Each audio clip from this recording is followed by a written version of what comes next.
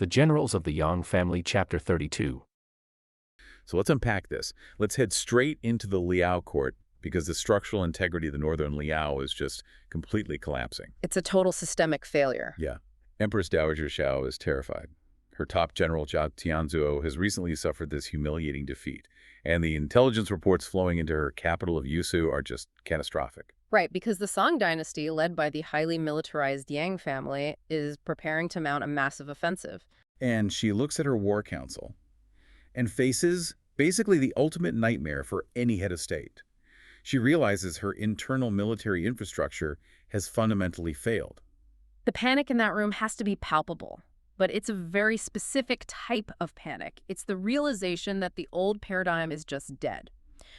Her primary advisor, Han Yanshu, delivers this stark, uncompromising assessment. He doesn't sugarcoat it at all. Not even a little. He tells the Empress that their current generals, the respected veterans of the Liao army, are entirely obsolete. The traditional ways of fighting, the established hierarchy, they simply do not possess the bandwidth to handle the impending Song invasion. And Han Yanshu drops this proverb here that basically serves as the strategic thesis for their entire defense. He says, a large state has an army for conquest.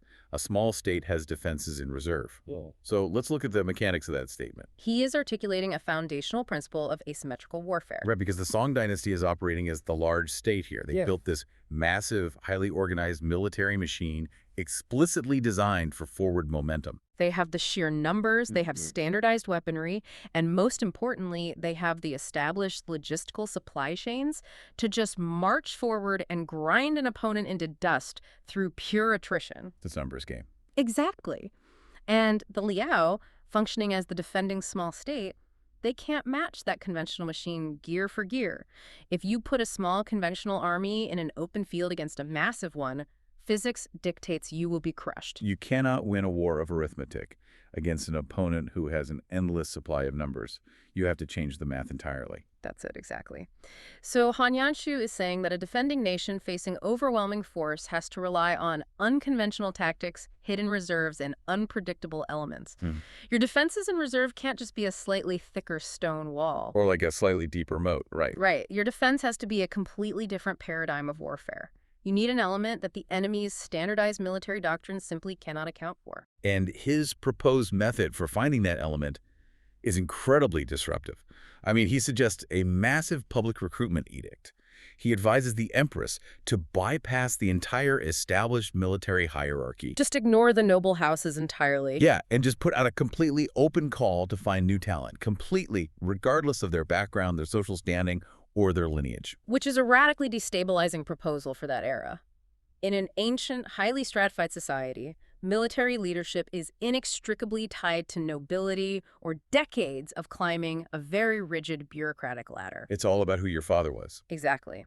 And Han Yanshu is proposing a pure, unfiltered, almost chaotic meritocracy, born entirely out of existential dread. You know, it reminds me of, imagine a flailing, massive legacy tech company today.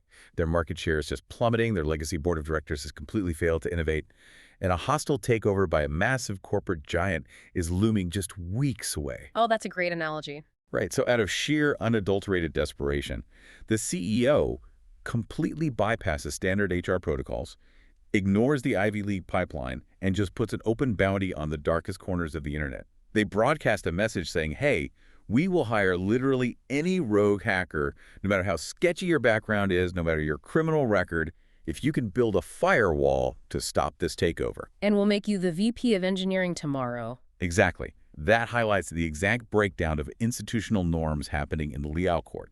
I mean, the edict they draft explicitly states they are looking for anyone who can capture a flag, kill a general, or take a city. And it deliberately stresses that they are not limited to a single skill. They are completely discarding all military etiquette. They don't care if a recruit knows how to properly address a superior officer. They only care about raw, destructive output. It is pragmatism stripped of all pretense. But it's a terrifying pragmatism. When a government throws its doors open that wide, it fundamentally alters the social contract. The Empress is basically advertising her supreme vulnerability to the entire world. She's hanging a sign on the gates of Yuzu that says, "We are defenseless, we are wealthy, and we will hand over the keys to the kingdom to anyone who can save us." And when you broadcast a signal of supreme vulnerability like that, The responses you attract are rarely controllable. The physical act is mundane. It's just guards pasting a recruitment poster on a wooden door.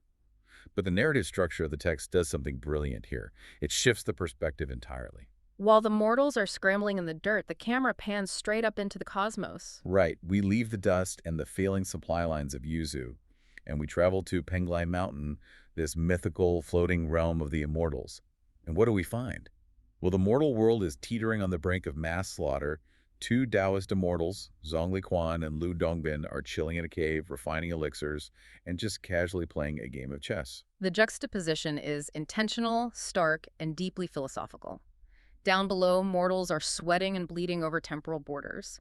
Up above, the immortals are engaged in the ultimate leisurely pursuit, totally insulated from human frailty. They are the embodiment of cosmic detachment, or, well, they're performing the aesthetics of detachment anyway. Performing is the operative word, because while they are staring at the chessboard, Zhongli Quan, who is the master in this dynamic, decides to start lightly roasting his disciple, Lu Dongbin. And the specific nature of his teasing completely shatters the illusion of divine perfection. It really does, because if we look at the theoretical baseline of Taoist philosophy, the ultimate goal for an immortal is the complete shedding of earthly desires, human ego, and those turbulent emotions that plague the mortal realm. You're supposed to achieve a state of wu-wei flowing effortlessly with the universe. Right, no forced action. Exactly. Zhongli Quan represents a closer alignment with that ideal state, but Lu Dongbin, his cultivation, is somewhat incomplete. That is a very polite way of saying he has a massive PR problem among the divine. Zhongli casually looks up from the board and asks, "Hey, do you remember that time you were admiring the white peony at Yuyang Tower?" Which is a very pointed reference to a past mortal romance. Yeah, and then he immediately follows it up with, "And what about that wine shop at the Yellow Crane Tower?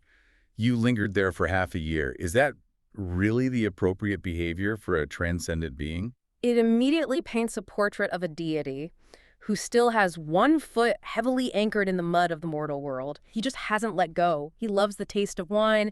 He's captivated by human beauty. He's drawn to earthly pleasures. Zhongli even twists the knife by pointing out that the other immortals openly gossip about him.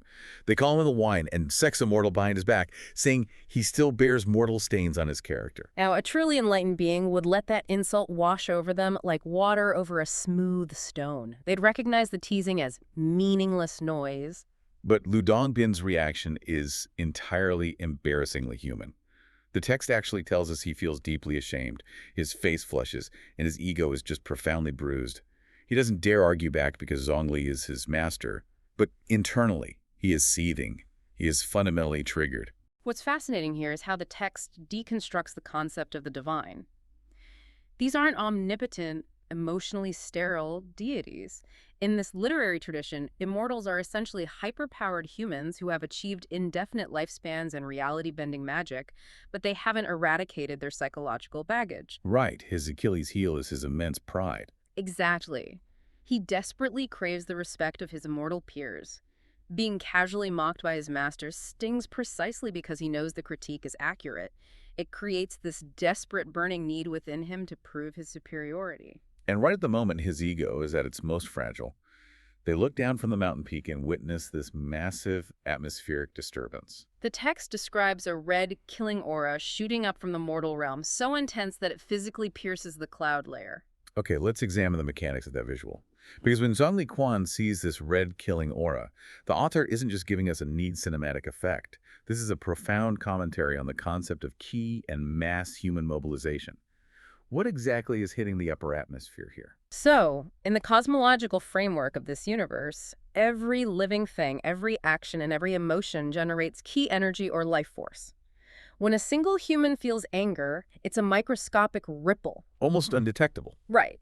But when hundreds of thousands of humans are simultaneously organized, armed, and mobilized with the singular intent of mass slaughter, their collective energy creates a massive thermodynamic imbalance. The red killing aura is the atmospheric manifestation of impending war. It's the combined bloodlust and terror. Exactly. It is so dense and so violent that it is literally polluting the serenity of the heavens. Immortals physically cannot ignore it. It alters their environment. It's like a massive spike on a seismograph right before a catastrophic earthquake. So Zhongli Quan looks at this red geyser of violence, does a bit of cosmic mental math, and instantly diagnoses the geopolitical situation. He reads it like a ticker tape. Yeah, he says, the south, the dragon ancestor, meaning the song, in the north, the dragon mother, meaning the Liao, are fighting. And then he delivers the ultimate spoiler. He casually mentions that the song will wipe out the Liao in about 2 years. Notice his reaction to this absolute certainty of mass death, though. He knows a horrific war is imminent. He knows thousands of innocent people will suffer violently over the next 24 months. And his response is basically, the world is chaotic. People will settle it themselves. Let's just focus on our cultivation. Which is the ultimate not my circus, not my monkey's attitude. It really is. He advocates for absolute non-intervention. Just let the brutal machinery of destiny grind on. But Lu Dongbin, sitting there with his bruised ego, he sees an opening. He says to his master, well, since you know the song is destined to win anyway, why don't we just go down there, wipe out the Liao ourselves, save the innocent people the 2 years of suffering, and be heroes? It sounds vaguely noble on the surface, proposing a preemptive strike to minimize suffering, but when Zhongli shoots the idea down and walks back into his cave, Lu Dongbin has an internal monologue that reveals his true motivation. And it is incredibly petty. Oh, he doesn't care about the innocent people in the crossfire at all. He thinks to himself, the other immortals mock me, and my master thinks he is so incredibly wise knowing everything about destiny. I'm going to go down there, secretly intervene on behalf of the Liao, and utterly destroy the Song dynasty just to prove my master wrong. It is breathtakingly arrogant. I mean, he is fully prepared to upend the geopolitical landscape, cause the deaths of potentially hundreds of thousands of Song soldiers, and rewrite human destiny, all because his boss made a joke about him lingering too long at a bar. It is the apex of divine pettiness, but it also establishes the central philosophical tension of the narrative. Can a flawed immortal with a bruised ego actually overturn predetermined heavenly destiny? Right. If the cosmos already decreed the song will win, can Lu Dongbin's interference actually change the final score, or will his meddling just escalate the horror? So Lu Dongbin has made his decision. He is going to intervene. But he's also a bit of a coward. He knows that if he descends to the battlefield in his true form right now, his master will immediately detect his chi, expose him, and subject him to severe celestial punishment. He needs plausible deniability. He needs a proxy to fight the war on his behalf until he can safely reveal himself. And the proxy he chooses is just absolutely bizarre. He scans the mortal realm for a suitable vessel and locates Bilua Mountain. Deep within this mountain, he finds a sentient cedrela tree, also known as a tuna tree, that has been standing for 10,000 years. 10,000 years. Let's just pause and look at the sheer scale of that. We're talking about an entity that put down roots before the invention of human agriculture, an organism that has silently witnessed the rise and fall of every human civilization. And Lu Dongbin is about to draft it into a temporary border dispute over a few miles of dirt. It perfectly highlights the absolute instrumentalization of the natural world by the divine. Lu Dongbin summons the tree spirit, and to secure its loyalty, he makes a massive promise. He promises to elevate the spirit to the ranks of true immortality once the Song are defeated. Now, here's the issue I have with this arrangement, and I really want you to explain the mechanics of this. Because if you are a sentient tree spirit that has already successfully existed for 10,000 years, aren't you already functionally immortal? Why would this ancient entity care about human politics or care about a promotion from a disgraced Taoist? What does the tree actually get out of this? That is a really crucial distinction in the Taoist pantheon. Longevity is not the same as divine legitimacy. The tree spirit is what is known as an earthly-bound spirit, or a yaguai, a monster or demon born of accumulated natural energy. Okay, so it's not officially part of the club. Right, yes, it can live for millennia, but it is fundamentally tied to the earth, subject to the elements, and perpetually outside the official celestial bureaucracy. It has zero status in the heavens. Ah, I see. So Lu Dongbin is offering something it cannot achieve on its own. Official induction into the celestial ranks, a seat at the table of the gods, and true transcendent immortality free from earthly tethers. For an earthbound spirit, that is the ultimate, irresistible bribe. Okay, that makes total sense. So the tree spirit agrees to be the ultimate mercenary. And this is where the exchange of armaments happens, which reveals exactly how Lu Dongbin plans to wage this proxy war. Because Lu Dongbin possesses 3 ancient, incredibly powerful scrolls of military strategy, the 6 Jia heavenly books.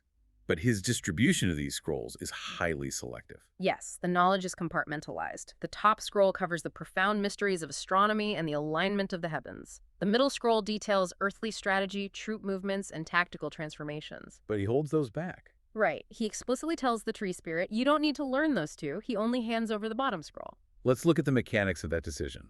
What exactly is in the bottom scroll, and why does Loot restrict the tree spirit to only this specific brand of knowledge? The bottom scroll is essentially the grimoire of psychological warfare. The text notes it contains yin magic, soul-stealing formations, and demonic illusions. It is entirely devoid of noble strategy. It's focused on deception, horror, and the manipulation of dark energy. Because he knows he can't beat them conventionally. Exactly. Lu Dongbin understands the tactical reality of the board. The Song dynasty already possesses absolute supremacy in conventional military strategy, the knowledge contained in the middle scroll. If you give the tree spirit conventional tactics, it will eventually lose to the Song's superior numbers and logistics. Here's where it gets really interesting. Because yin magic isn't just, throwing fireballs or summoning lightning. It is the weaponization of despair. It is the perfect counter to conventional military doctrine. It organically dismantles discipline. Right. If the Song army relies on pristine communication lines, disciplined formations, and high morale, yin illusions disrupt their sensory input. You make messengers see enemy battalions that aren't there. You make supply columns march in circles until they starve. You erode the psychological foundation of the army so that their perfect logistics collapse from the inside out. Lu Dongbin is intentionally stripping away the honorable aspects of warfare. He is arming the Liao not with better swords or smarter flanking maneuvers, but with existential terror. He commands the tree spirit to take on a human form, adopt the name Chunyan, a nod to his nature as a chun tree, and go answer Empress Xiao's desperate recruitment edict. So the ancient tree spirit transforms into a beam of golden light, rides a clap of thunder, and drops directly into the sprawling, panicked capital of Yuzhou. Now, we have to talk about the physical manifestation of Chen Yan when he walks up to the city gates to apply for the job, because he absolutely does not attempt to blend in. The visual is so jarring. The text describes Chen Yan as towering over 10 feet tall. His face is the color of oxidized black iron. His eyes are glowing like golden pearls, and his musculature is grotesquely exaggerated. He's a literal monster. He is a walking, breathing monstrosity standing in the middle of a mundane military encampment. Think about the atmosphere at those city gates. You have hundreds of desperate, rugged, mortal mercenaries, disgraced soldiers, and thugs gathered around this poster, hoping to win a fraction of the Empress's promised wealth. And suddenly, a 10-foot-tall, iron-faced behemoth with glowing eyes shoves his way to the front of the line and rumbles, "I'm here for the general position." And the guards are just stunned. The mortal guards are so fundamentally out of their depth that they don't even draw their weapons. They don't ask for identification. They just immediately escort this creature straight to the throne room. Imagine the sheer cognitive dissonance in the Liao court when those doors open. Empress Xiao, who is already buckling under the stress of an impending invasion, sees this entity stride into her pristine throne room. She is openly horrified. She actually turns to her advisors and asks, "Are there really such monstrous-looking people in the world?" Right, and Chen Yan calmly bows, introduces himself, claims he hails from Biluo Mountain, and casually asserts that he has mastered all 18 martial arts and esoteric military strategies. I want you, the listener, to imagine being Xiao Tianzuo in this exact moment. You are the Empress's top advisor. You are a highly seasoned, deeply rational military veteran. You have spent your entire career studying supply line attrition, cavalry flanking maneuvers, and grain storage. You're trying to manage a very real war effort. And suddenly, a sentient tree monster wearing a human meat suit drops into your war room and asks to lead your vanguard. It is the absolute apex of the collision between historical realism and mythological fantasy. And Xiao Tianzu's reaction is just the most brilliantly bureaucratic response imaginable. That's so funny. He doesn't fall to his knees and worship the giant. He doesn't scream and call for the royal guard. He evaluates the asset using standard middle management logic. He looks at the Empress and basically says, "Well, Your Majesty, his physical dimensions are certainly impressive, but his resume is entirely unverified. We haven't actually seen him perform any actionable military duties. Why don't we start him off with a mid-level management title? Let's make him a camp commander, And we can review his KPIs after his first engagement before giving him full command. It is an incredibly grounded human reaction to an absurd supernatural event. They institutionalize the monster, they hand the ancient tree spirit the badge of camp commander, and wait to see if his operational output matches his physical stature. But while the Liao are unwittingly incorporating magical weapons of mass destruction into their ranks, we need to examine the opposing force.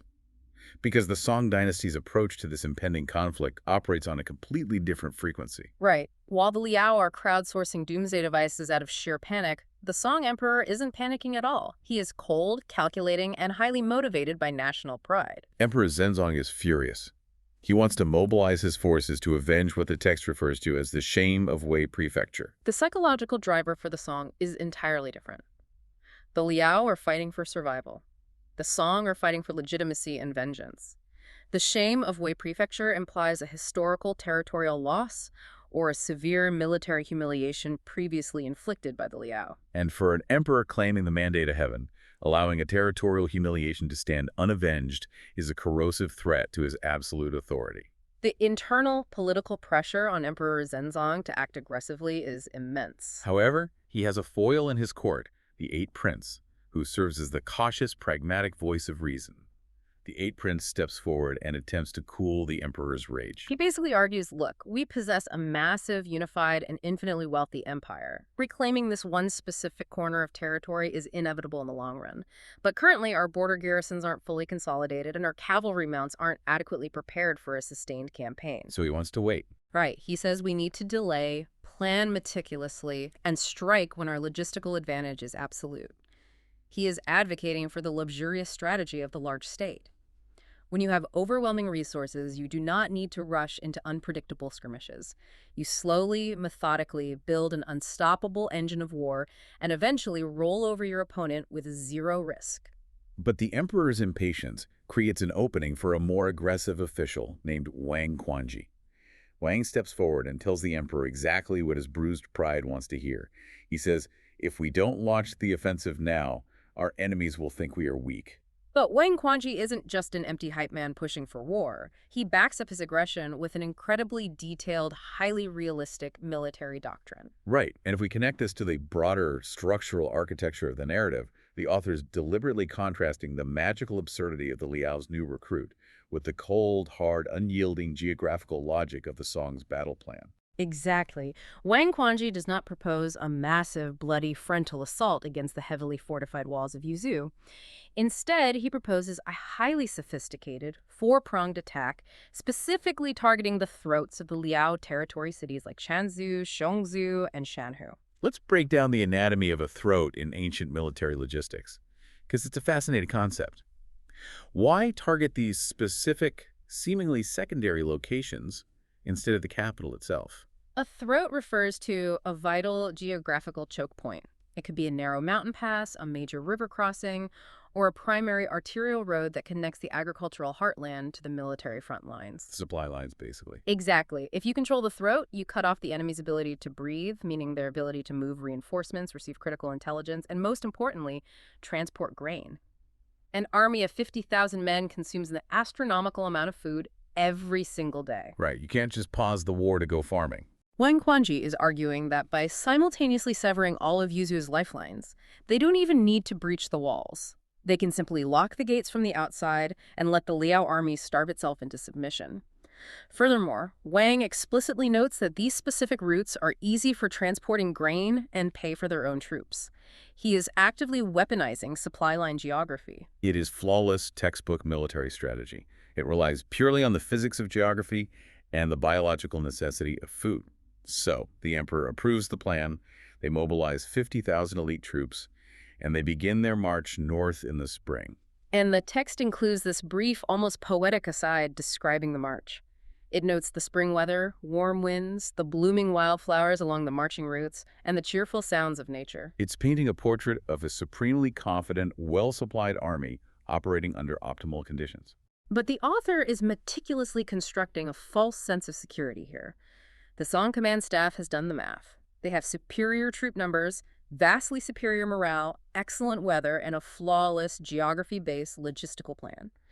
According to every established rule of human warfare, their victory is a mathematical certainty. The dramatic irony here is just incredibly heavy. I want you to put yourself in the boots of a Song general riding at the head of that column. You have absolute faith in your maps. You know the enemy's supply lines are weak. You have absolutely no concept, no framework in your reality to understand that your enemy has just hired a 10,000-year-old magical tree armed with a grimoire of soul-stealing illusions. It creates a profound, thinking sense of dread for the reader. We are watching the Song army walk into a trap that their maps and their grain carts cannot possibly save them from. It highlights the absolute vulnerability of human logic when confronted with the irrationality of the supernatural. The Song are relying on the known physics of war, while the Liao, out of sheer blind panic, have tapped into a chaotic rule-breaking force. What good is a perfect logistical plan when the enemy has the power to simply alter the laws of reality? Exactly. I mean, you can plan for bad weather, you can plan for cholera in the camp, you can plan for enemy reinforcements. You cannot plan for a 10-foot giant who can cast an illusion that makes your soldiers march off a cliff. You really can't. So this supremely confident Song army arrives at Jilong Valley, a massive geographical basin, and begins setting up their fortified encampments. The scouts rush the news back to the Liao capital, and Empress Xiao experiences a fresh wave of panic. The Song mobilized and marched much faster than she anticipated. She looks around her court and asks, "The enemy is at our gates. Who among you can actually lead our troops to stop them?" And this is the moment where Chen Yan, our tree spirit camp commander who has yet to lift a single weapon, steps out of the ranks. He hasn't proven himself in any mortal capacity, but he confidently addresses the Empress and essentially says, "Do not worry, I know a guy." The casual nature of the introduction is staggering. He tells the Empress of a massive empire, "I can recommend someone who will crush the Song army like dry weeds and rotten wood." Under his command, taking back the Central Plains won't just be possible. It will be as easy as flipping your hand over. The Empress, desperate for any lifeline, asks who possesses this godlike strategic capability. And Chunyan reveals it is his master, a man named Liu Ke, who conveniently happens to be waiting just outside the palace gates at that very moment. Liu Ke, of course, is Liu Dongbin, the petty, ego-driven immortal from the mountain, operating under a thin pseudonym, because he couldn't just hand over the magic book and wait for the results. No, his ego demands that he personally micromanage the destruction of the Song to ensure his master is proven wrong. The guards usher him into the throne room, and his physical presentation is the exact opposite of the monstrous Chunyan. The text describes his appearance as elegant and pure, his bearing extraordinary. He looks like a transcendent genius scholar. He projects absolute, unshakable competence. Empress Xiao is immediately captivated by his aura. She assumes she's in the presence of a once-in-a-generation strategic prodigy, and Liu Ke does not waste time with pleasantries. He immediately assesses the strategic board and diagnoses the grim reality. He's very blunt about it. Yes, he tells the Empress flatly, if you want to fight the Song army currently massing at Jilong Valley, the troops you currently have stationed in Yuzu are fundamentally insufficient. He acknowledges that even with a magical tree monster acting as a vanguard, a small, demoralized army cannot defeat a massive, highly disciplined army in a sustained clash. So what is his solution? Because he doesn't just offer to wave a Taoist magic wand, summon a meteor shower, and vaporize the Song encampment. He proposes a massive, deeply complex, wildly ambitious geopolitical strategy. He informs the Empress that to guarantee total annihilation of the Song, she must immediately dispatch elite envoys to 5 specific foreign nations to borrow 50,000 troops from each of them. He is demanding a coalition of 250,000 foreign mercenaries. Right, to combine with their own forces. He claims he needs this unprecedented mass of humanity to construct the heavenly array of 72 formations. Let's look at the mechanics of this diplomatic masterstroke. Because Liu Dongbin reveals here that he isn't just a powerful wizard. He is an absolute master at manipulating the levers of human greed, pride, and fear. He doesn't just hand the Empress a list of 5 countries and say, go ask them for a favor. He specifically tailors the diplomatic bribe for each individual nation to exploit their unique geopolitical vulnerabilities. The architecture of this diplomatic maneuver is fascinating. Let's break down the 5 nations and analyze the specific incentives Liu Ke designs to manipulate their rulers. First, he targets the Xianbei nation. For their 50,000 troops, he instructs the envoy to deliver massive quantities of gold and silk. This is a pure, frictionless economic incentive. In the context of the region, the Xianbei are likely framed as a nomadic or materially resource-poor kingdom. You do not offer a nomadic king lamb that he has to defend. You offer him hard, transportable currency and luxury goods. You are quite literally buying his swords with immediate liquidity. Precisely. Next, he pivots to the Senlo nation. For them, there is no gold. He tells the Empress to dispatch envoys bearing official titles and grand ceremonial rewards. He is leveraging prestige here. The Senlu leadership clearly suffers from a legitimacy deficit. They want validation. They want to be recognized as a legitimate, powerful player on the global stage, equal to the Central Empires. And Dongbin understands that granting them a highly decorated, fancy title costs the Liao treasury absolutely nothing, but to the Senlo king, that validation is worth the blood of 50,000 of his men. Third, he targets the Blackwater Nation. The bribe here is purely territorial. He guarantees that after the Song are eradicated, the Liao will carve out the expansive territory of the Western Kiang and hand it over to the Blackwater entirely. This is the classic high-risk promise of land expansion. He is pre-selling conquered real estate. For a kingdom looking to transition into an empire, land is the only currency that matters. You help us win this specific battle, and we will double the size of your borders permanently. The fourth target is Western Jia, and his approach here is entirely different. He offers no wealth, no titles, and no new land. He instructs the envoy to deliver a stark warning to the king of Western Jia regarding the threat of the Central Plains. He weaponizes fear and the concept of mutual defense. He is essentially having the envoy say, look at the map. If the massive Song military machine crushes us today, your borders are next on their list tomorrow. You aren't deploying 50,000 troops as a favor to the Liao. You are fighting a preemptive war for your own survival. It is incredibly manipulative, deeply cynical, and geopolitically completely accurate. And finally, for the Changsha nation, he relies on the exploitation of pre-existing personal relationships, sending a specific close official to leverage historical ties to secure the final 50,000 troops. What we are witnessing is Dongbin effortlessly reading the geopolitical landscape like a grandmaster reading a chessboard. He understands that a massive, multinational coalition cannot be built on a single uniform promise. Every sovereign king has a different psychological weakness, be it greed, pride, ambition, or terror. Luke identifies those specific levers and pulls all of them simultaneously. Looking at the sheer scale and customized nature of this plan, Dongbin functions exactly like a ruthless geopolitical venture capitalist. Think of trying to build a corporate monopoly. He is taking Empress Xiao's remaining capital, her treasury, her ability to grant titles, her future land acquisitions, and he is aggressively investing it in 5 different high-risk military startups. He is leveraging her entire nation to build an overwhelming monopolistic force designed to crush the Song competitor in a single decisive market action. The venture capital analogy holds up perfectly, particularly regarding control. Just like an aggressive VC firm taking over a struggling startup, Luke demands absolute operational control in exchange for his plan. He looks at the Empress and promises that with these borrowed armies, he will construct an array that will terrify the Song so profoundly their hearts and gallbladders will shatter. And how does Empress Xiao, the sovereign ruler of an empire, react to this stranger waltzing in, spending her treasury, giving away her land, and making apocalyptic promises? She completely capitulates. She doesn't question the logistics. She doesn't ask for a second opinion. She is so profoundly relieved to have a competent figure take the wheel that she openly refers to him as a reincarnated Zhuge Liang. She formally grants him the title of state-assisting military strategist and officially hands over total, unquestioned control over all internal and external military forces. This raises a critical question about the nature of leadership and agency in times of crisis. Empress Xiao is the ultimate sovereign. Yet, in her moment of deepest, most paralyzing crisis, she instantly abdicates her responsibility and hands over the absolute power of the state to a mysterious, unverified stranger simply because he projects supreme confidence and offers a definitive solution. She surrenders her agency because the psychological burden of state survival has become too heavy to bear. It perfectly illustrates the immense danger of the charismatic savior in politics. When a population or a leader is sufficiently terrified, they will hand absolute power to anyone who stands up and says, I have a plan, I know who to blame, and I guarantee everything is going to be okay.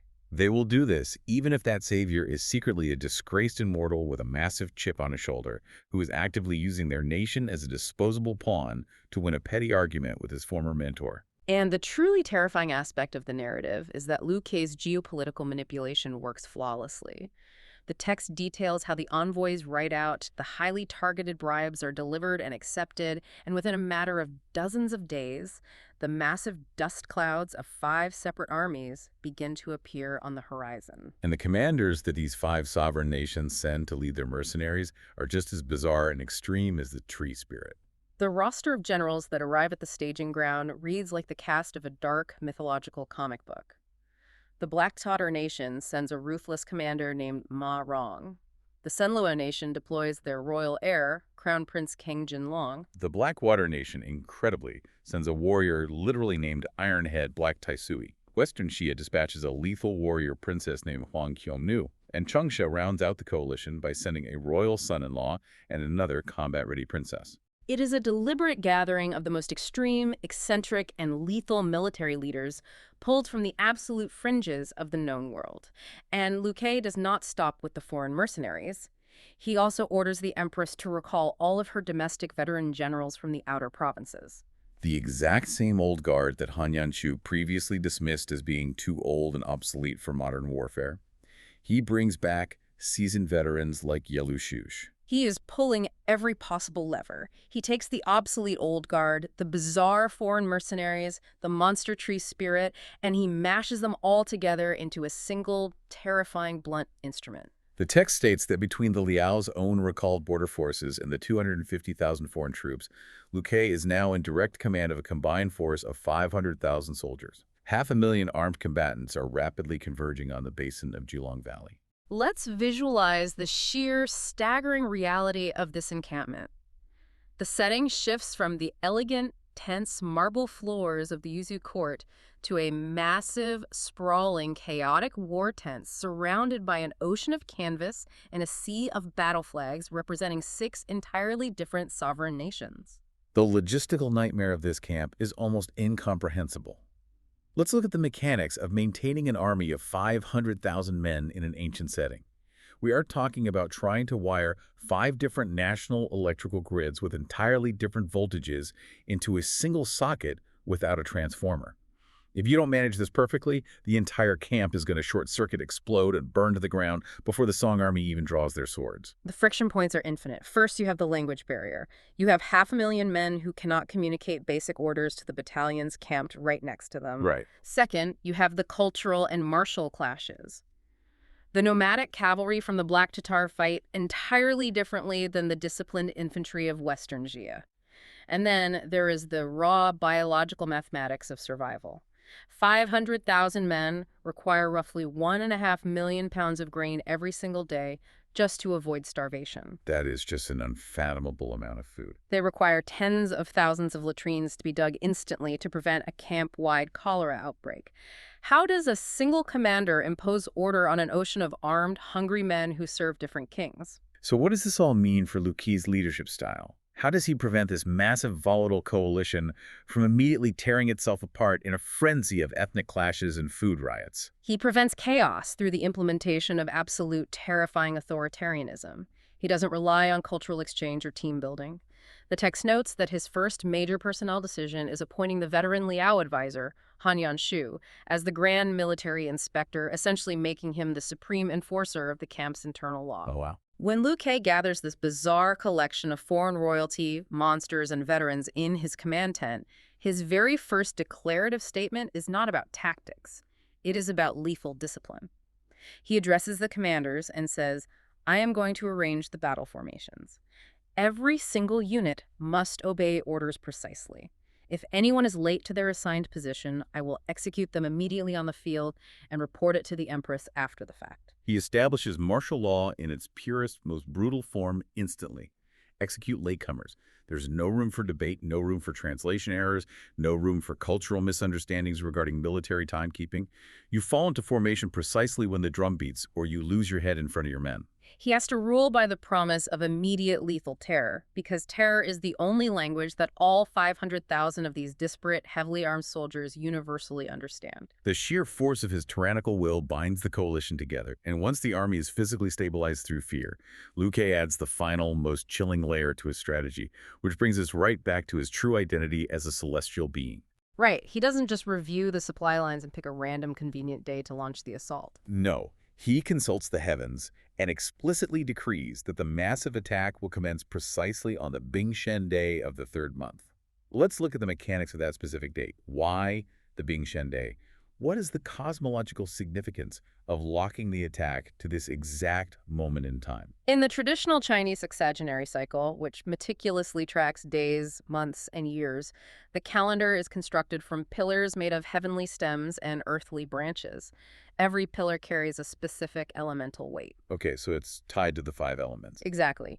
Bing is associated with yang fire, an aggressive, consuming, upward-moving energy. Shen is associated with yang metal, rigid, martial, unyielding force. In the destructive cycle of the 5 elements, fire melts and destroys metal. A Bingshen day is inherently defined by elemental clash, deep conflict, and violent transformation. That is wild. Liu Dongbin is not just fighting a physical terrestrial war. He is utilizing his immortal knowledge to time the deployment of his 500,000 troops to align perfectly with the most destructive, volatile, cosmic forces available in the astrological calendar. He is actively syncing up the brutal machinery of human warfare with the destructive rhythm of the universe itself.